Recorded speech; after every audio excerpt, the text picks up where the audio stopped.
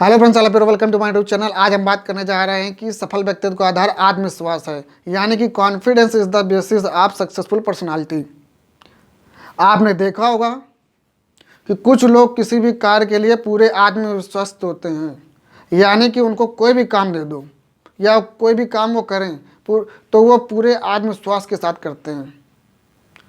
कठिन से कठिन चुनौती में भी वो कभी घबराते नहीं हैं, वो हमेशा खुशी के साथ उस चुनौती को स्वीकार करते हैं। और सच कहें तो दुनिया का इतिहास और कुछ नहीं है, बस इन्हीं चंद लोगों की कहानी है जो खुद पर यकीन करते हैं।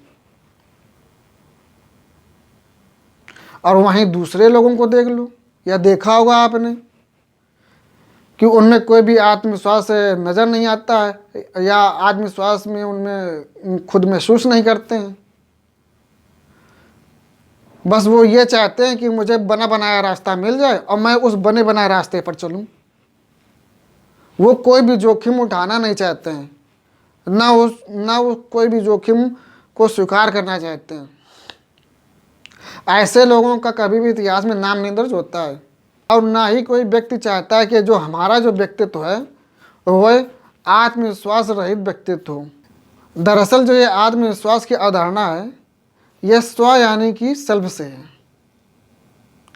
इसका अगर हम मनोविज्ञान में देखें तो इसका बहुत ही महत्वपूर्ण स्थान है। और इसको अगर हम सरल अर्थ में कहें तो इसके सरल अर्थ में अर्थ बस यही है कि कोई व्यक्ति अपने बारे में क्या राय रखता है। यानी कि अगर कोई व्यक्ति बहुत ही सकारात्मक राय अपने बारे में रखता है तो वह पूरी तरीके से आत्मविश्वास से भरा हुआ महसूस होगा उसको। और यदि किसी व्यक्ति को अपने बारे में राय सकारात्मक नहीं है तो वह आत्मविश्वास से भरा हुआ नहीं महसूस करेगा, यानी कि वह आत्मविश्वास से जूझता हुआ आपको नजर आएगा।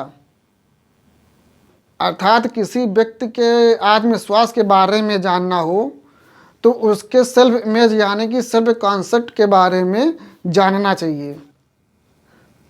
अब आपके जहन में एक सवाल उत्पन्न हो रहा होगा या उत्पन्न होना चाहिए कि ये जो सेल्फ है यानी कि स्व, इसकी धारणा बनती कैसे है। तो अगर हम इस सेल्फ यानी कि स्व की बात करें तो एक प्रसिद्ध मनोवैज्ञानिक रहे हैं चार्ल्स हट्टन।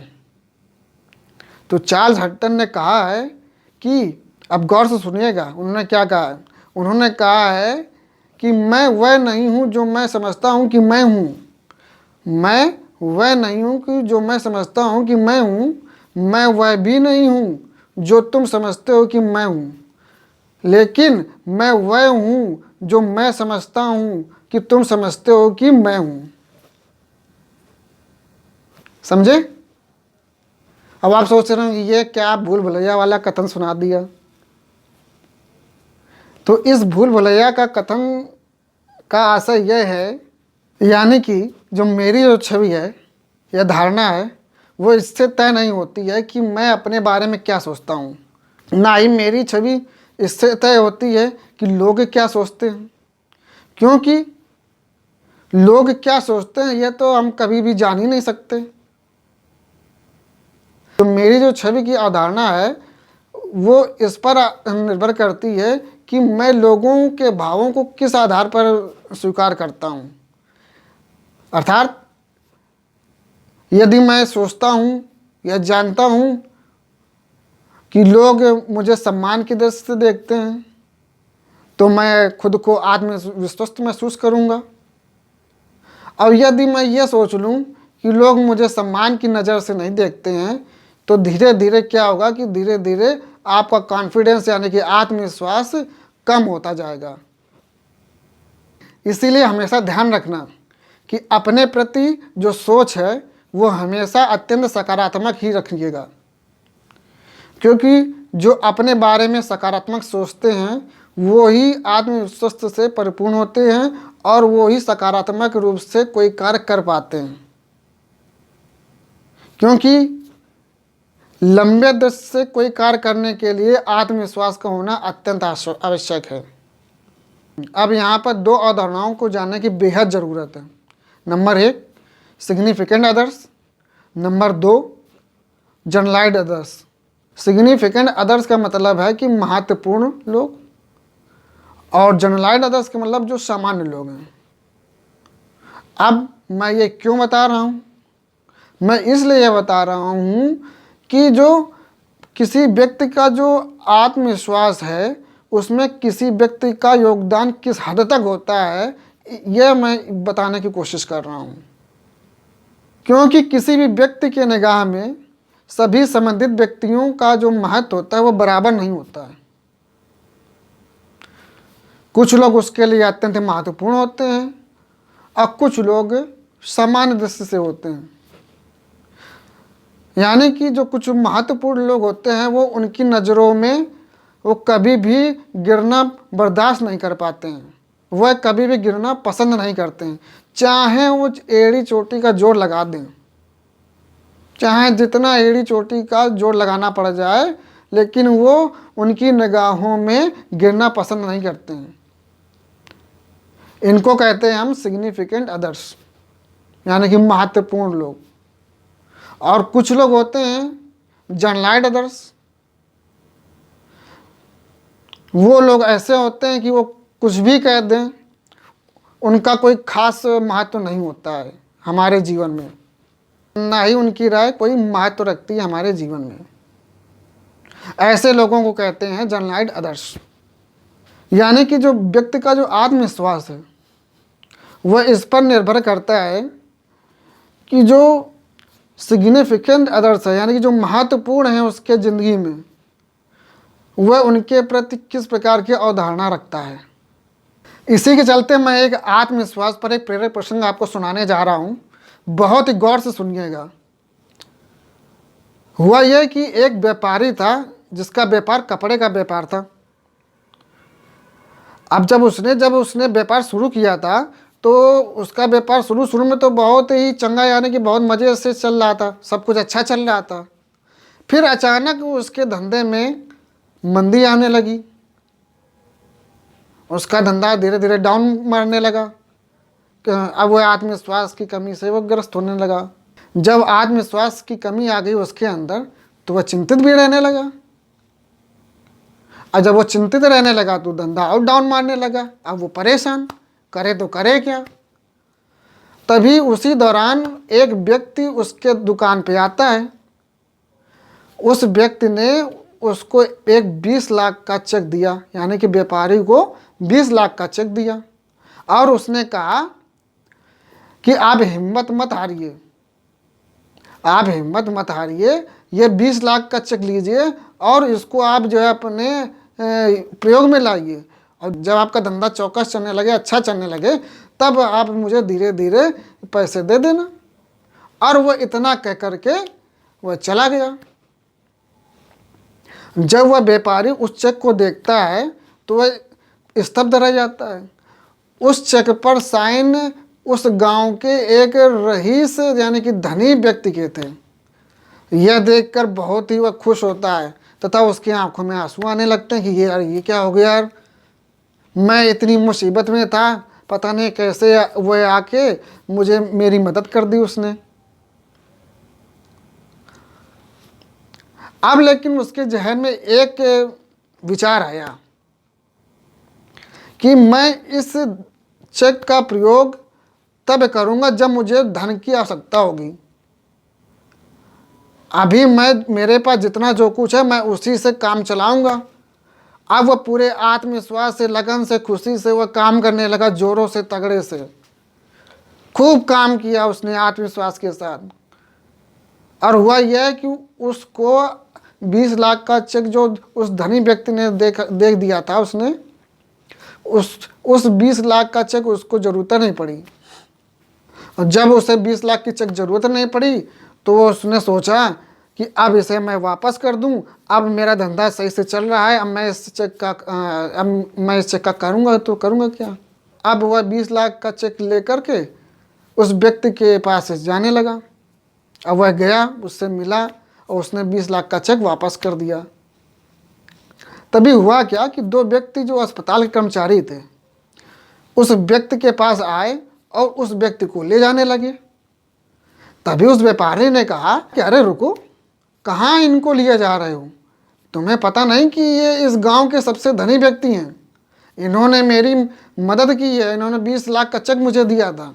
तभी वह अस्पताल के जो 2 कर्मचारी थे उस व्यक्ति से कहा कि आपको गलत फहमी हो गई है, यह जो चेक आपको दिया था वह पूर्णतः नकली था। इसके पास बहुत सारे नकली चेक रखे हुए हैं। वह जब भी कोई किसी व्यक्ति को मिलता है तो वह नकली चेक पकड़ा देता है।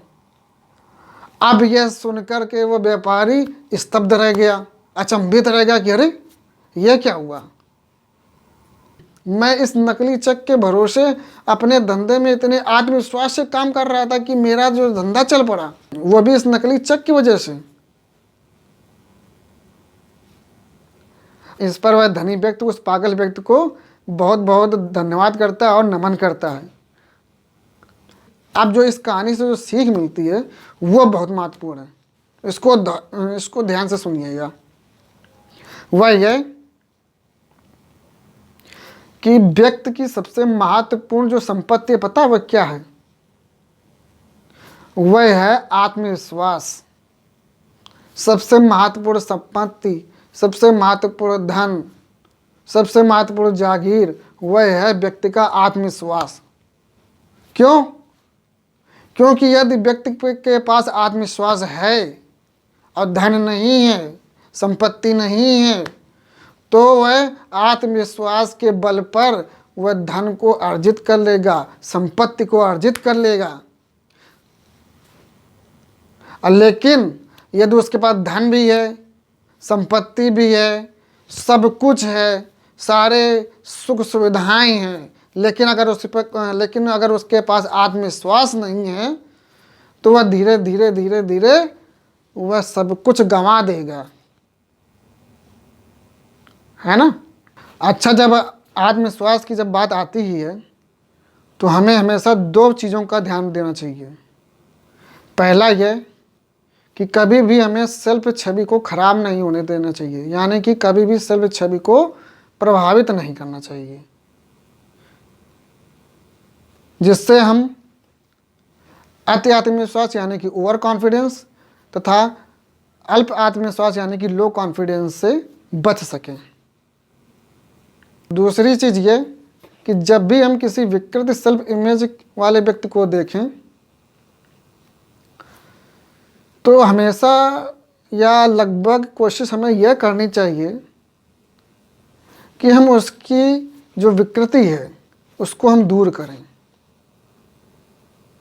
वह कैसे? वह ऐसे कि हम उस व्यक्ति की प्रशंसा करें, उसको और मनोबल दें, आत्मबल दें, जिससे वह व्यक्ति आपके आँखों से वह सम्मान अपने प्रति देखे और वह आत्मबल यानी कि आत्मविश्वास से परिपूर्ण हो सके। दूसरी चीज़, जो अति आत्मविश्वस्त होते हैं यानी कि जो ज़्यादा आत्मविश्वासी होते हैं, उनके लिए यह है कि उनको हम बिना चोट पहुँचाए किसी भी तरह का उनको धीरे से बताएं, उनको उन चुनौतियों का सामना करवाएं या उनको उन चुनौतियों की वास्तविकता बताएं जो वह उन चुनौतियों को अभी तक देखा नहीं है, जिससे वह अति आत्मविश्वास से बच सकें और वह हवा में उड़ना कम कर दें। और आप उस अति आत्मविश्वासी व्यक्ति से एक कबीर का दोहा भी कह सकते हैं कि जग में बैरी कोई नहीं, जब अपना मन शीतल होए, अपना आपा तो डाल दे, दया करे सब कोई। अच्छा, अब आपके मन में एक सवाल ज़रूर आ रहा होगा कि ये जो आत्मविश्वास है उसको नियंत्रण में कैसे रखें, यानी कि ये ना तो अति उत्साहित हो ना ही ये अल्प उत्साह का शिकार हो। तो इसके लिए हमें अच्छी पुस्तकों का अध्ययन करना चाहिए और अच्छे लोगों से मिलना चाहिए, जिससे हम अपनी लघुता की पहचान कर सके बिना उनके व्यक्तित्व को प्रभावित किए। क्योंकि जब तक हम किसी अपने से बड़े व्यक्ति या अपने से ज़्यादा वैचारिक व्यक्ति से मिलेंगे नहीं या उनको जानेंगे नहीं या ऐसे व्यक्तियों को पढ़ेंगे नहीं, तो हम या तो आत्मविश्वस्त नहीं होंगे या अति उत्साह से ग्रस्त हो जाएंगे। और सबसे इम्पॉर्टेंट बात यह है कि यदि आप नहीं मिल पा रहे हैं ऐसे व्यक्ति से और ना ही आप ऐसे किताबों का अध्ययन कर पा रहे हैं किसी भी कारणवश से, लेकिन बिना किताबों के अध्ययन के पता नहीं चलता है कुछ, तो हो सके तो किताबों का अध्ययन तो जरूर करिए आप, और नहीं तो आप एक डायरी बना लीजिए। अब इससे होगा क्या? डायरी बनाने से क्या होगा? आप एक डायरी बना लें जिसमें आप से खुद से बातें करें, यानी कि जो आप सोचते हैं उसको लिखें। एक निर्धारित समय दें, उस पर जो भी विचार आ रहा हूँ, जिस तरीके के विचार आ रहा हूँ, आप उसको लिखिए। लिख करके आप उस पर जो है चिंतन करिए, मनन करिए कि कहाँ हम अति उत्साहित हैं, कहाँ गलतियाँ हो रही हैं। ऐसे आपको जो है पता चलेगा कि हम कहाँ पे गलतियाँ कर रहे हैं, और वह अति उत्साहित होने से आपको बचाएगा। ये बहुत इम्पॉर्टेंट बात है। ये जो डायरी पर इस तरह की दिनचर्या में रहते हैं, वो लोग आपको एक अलग ही व्यक्तित्व से, अलग ही उत्साह से आपको परिपूर्ण मिलेंगे। आप कभी इस चीज़ को महसूस कीजिएगा, और या आप खुद इसको जो है अपने अंदर डेवलप कीजिए, और आप जो है देखेंगे 15 दिन के अंदर ही आपके ऐसा परिवर्तन मिलेगा जो शायद ही आज तक आपने महसूस किया हो। ऐसी ताकत है डायरी को बनाने में अपने जीवन के लिए। और सबसे महत्वपूर्ण और छोटी सी बात यह है कि किसी व्यक्ति की जो आत्मविश्वास की जो कैपेसिटी होती है, वह सभी क्षेत्र में एक समान नहीं होती है। यानी कि यदि कोई व्यक्ति किसी छोटे संगठन में अगर आत्मविश्वस्त है, तो वह जरूरी नहीं है कि वो किसी बड़े संगठन या बड़े समुदाय में भी वह आत्मविश्वस्त हो। अर्थात मान लो कि यदि कोई खेल के मैदान में बड़ा ही आत्मविश्वास से होता है परिपूर्ण, अब लेकिन वही मानवीय संबंध की बात की जाए तो हो सकता है वह मानवीय संबंध में धूल चाटने लगे। मानवीय संबंध का मतलब है ह्यूमन रिलेशनशिप जो होते हैं उनमें वह धूल चाटने लगे, अर्थात वह गच्चा खा जाए। अब जैसे कि मैं एक प्रकरण आपको बताऊं, एक व्यक्ति और जो कि सत्य घटना पर है, वो काफ़ी वायरल भी हुई थी, न्यूज चैनल में बाकायदा वो प्रकरण आया भी था। मैं उस पर ज़्यादा तो नहीं बात करूँगा, बस आपको ध्यान आकर्षित करूँगा ताकि मतलब जिससे आप उस चीज़ को रिलेट कर पाएँ। तो एक जो है डीआईजी या एडीआईजी थे वो, और लेकिन वो अपने क्षेत्र में आत्मविश्वास थे, लेकिन वही अगर मानवीय संबंधों की बात की जाए तो वो पता नहीं क्या लेकिन वो मानवीय संबंधों को उतना नहीं बेहतर से डील कर पा रहे थे। तो ये होता है। तो वो जरूरी नहीं है कि वह अगर एक चीज़ में आत्मविश्वस्त है तो वह हर जगह पर वह आत्मविश्वस्त हो जाएगा। इसीलिए आपको डरने की ज़रूरत नहीं है, ये ध्यान रखिए कि जिस चीज़ पर आप आत्मविश्वस्त हैं, यह जरूरी कतई नहीं है कि यह जरूरी नहीं कि जो सामने वाला आत्मविश्वास है किसी चीज़ पर, तो आप अगर उस चीज़ पर आत्मविश्वास नहीं है तो यह भी ज़रूरी नहीं है कि आप जिस चीज़ पर आत्मविश्वास हैं वो सामने वाले उस चीज़ पर आत्मविश्वास हो। अर्थात डरने की ज़रूरत नहीं है। हो सकता है कि जिस चीज़ पर आपके पास आत्मविश्वास हो वह सामने वाला उस क्षेत्र में वह पिद्दी साबित हो, है ना। तो चलिए अब इसको हम समाप्ति पर ले जाते हैं। एक अहमद फराज की पोएट्री है बहुत ही प्रसिद्ध, उसको मैं आपके सामने प्रस्तुत करते हुए मैं इस सेशन को यहीं पर विराम दूंगा। और आप लोगों से निवेदन है कृपया इस चैनल को ज़्यादा से ज़्यादा शेयर करिए, अपने परिवारजनों, मित्रजनों, जितने भी सगे संबंधी हैं सब जगह शेयर करिए, क्योंकि जब शेयर करते हैं तो उससे मुझे आत्मविश्वास पैदा होता है, उत्पन्न होता है, जैसा कि मैंने आज पूरे सेशन में आपको बताया। अब तो आप शेयर कर दीजिए, ज़रूर शेयर करिएगा।